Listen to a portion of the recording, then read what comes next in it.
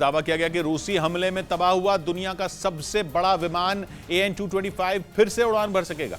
इसे बनाने वाली कंपनी एंटोनोव के मुताबिक इसकी मरम्मत का ब्लूप्रिंट तैयार हो चुका है और जल्दी उस पर काम शुरू हो जाएगा। हालांकि कंपनी का दावा है कि वो इसे यूक्रेन में जंग खत्म होने से पहले किसी भी कीमत पर नहीं बना सकती। एंटोनोव के मुताबिक 290 फीट चौड़े दुनिया के सबसे बड़े विमान को दोबारा बनाने में कम से कम $500 मिलियन यानी करीब 4000 करोड़ रुपए का खर्च आएगा। इसलिए जंग के हालात के बीच इसे वापस तैयार कर पाना कंपनी के बस की बात नहीं। यही वजह है कि पहले AN-225 मरिया की मरम्मत में करीब 5 साल का वक्त लगने का दावा किया गया था। 6 इंजन के दम पर चलने वाले इस भारी भरकम प्लेन को रूस ने हवाई हमला कर जंग के शुरुआती महीनों में ही तबाह कर दिया था। ब्रिटेन का दावा है कि यूक्रेन के मारियोपोल में ज़ेलेंस्की की फौज को रोकने के लिए रूस ने कांटे बिछा दिए हैं। कहा गया कि यूक्रेन की सेना मारियोपोल को रूस से छीनने के लिए तेजी से आगे बढ़ रही है। जहां जंग की शुरुआत में ही रूसी सेना ने चेचन लड़ाकों के साथ मिलकर कहर ढा दिया था। मारियोपोल वही शहर है जहां ज़ेलेंस्की की फौज को सबसे बड़ी हार झेलनी पड़ी थी। रूस ने वहां से यूक्रेन के सैनिकों को खदेड़कर पूरी तरह कब्जा कर लिया था। लेकिन अब दावा किया जा रहा है कि मारियोपोल में पासा पलटने वाला है और रूसी सेना इसी डर से इस शहर के चारों तरफ कंक्रीट के कांटे बिछा रही है ताकि वो ज़ेलेंस्की की फौज के टैंकों और बख्तरबंद गाड़ियों को घुसने से रोक सके।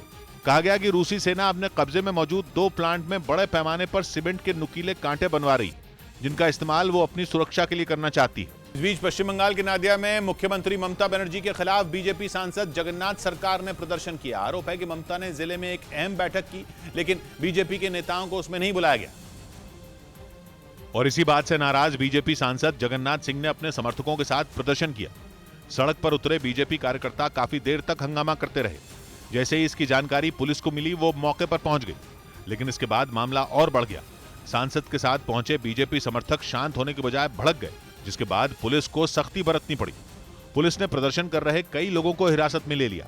इस दौरान कुछ कार्यकर्ता बचने की कोशिश करते दिखे, लेकिन पुलिस वालों ने उन्हें भी नहीं छोड़ा और जबरदस्ती गाड़ी में बिठाकर साथ ले गए। बिहार के नवादा में एक ही परिवार के 6 लोगों ने जहर खा लिया, जिनमें 5 लोगों की मौत हो गई, जबकि एक लड़की की हालत गंभीर बताई जा रही है, जिसका इलाज अस्पताल में चल रहा है। बताया गया कि परिवार ने कर्ज नहीं चुका पाने की वजह से ऐसा किया। कि शायद कर्ज किसी से लिए थे, इसका वजह सबसे आरोप है कि कर्ज देने वाले लगातार पैसे लौटाने का दबाव बना रहे थे, जिससे परिवार परेशान चल रहा था।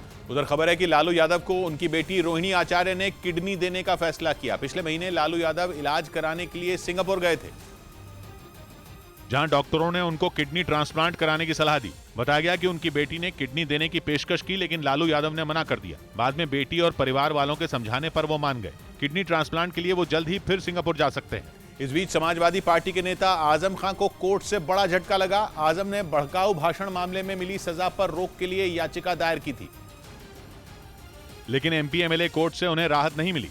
कोर्ट ने उनकी याचिका खारिज कर दी, यानी आजम खान की विधानसभा सदस्यता रद्द ही रहेगी। कोर्ट के इस फैसले के बाद रामपुर में विधानसभा सीट के लिए होने वाले उपचुनाव का रास्ता भी साफ हो गया।